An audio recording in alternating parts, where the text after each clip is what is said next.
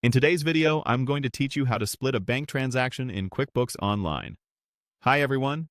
If you've ever had a single charge that needs to be allocated to more than one expense category, like part rent and part something else, splitting the transaction ensures your reports are accurate and your books stay clean.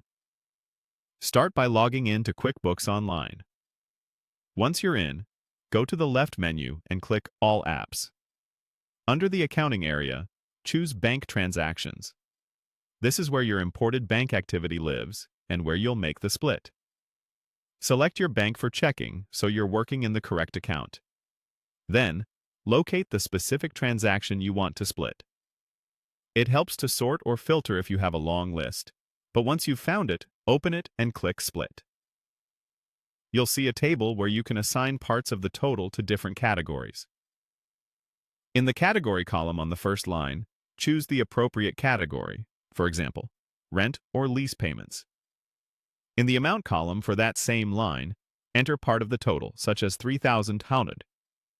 If tax applies to that portion, select the tax option that fits your setup. If not, leave it as is. The tax setting depends on your region and how you track taxes, so use the same code you'd normally choose for that type of expense. Next, click Add Line to create another row. On this new line, select another category that reflects the remaining portion of the transaction. Then enter the remaining amount, for example, €2,000. As you enter these amounts, watch the totals at the bottom. You want the split amount to equal the original amount from the bank, and you want the difference to show 0.00. If the difference isn't 0, double-check your numbers or categories before moving on. Getting that exact match is what tells QuickBooks the transaction is fully allocated. Add a memo to describe the split, such as office rent. A clear memo makes it easier to understand the transaction later and helps anyone reviewing your books know why the split was made. When everything looks right, categories chosen, amounts balanced, tax handled correctly, and a memo in place, click Categorize to save the split transaction.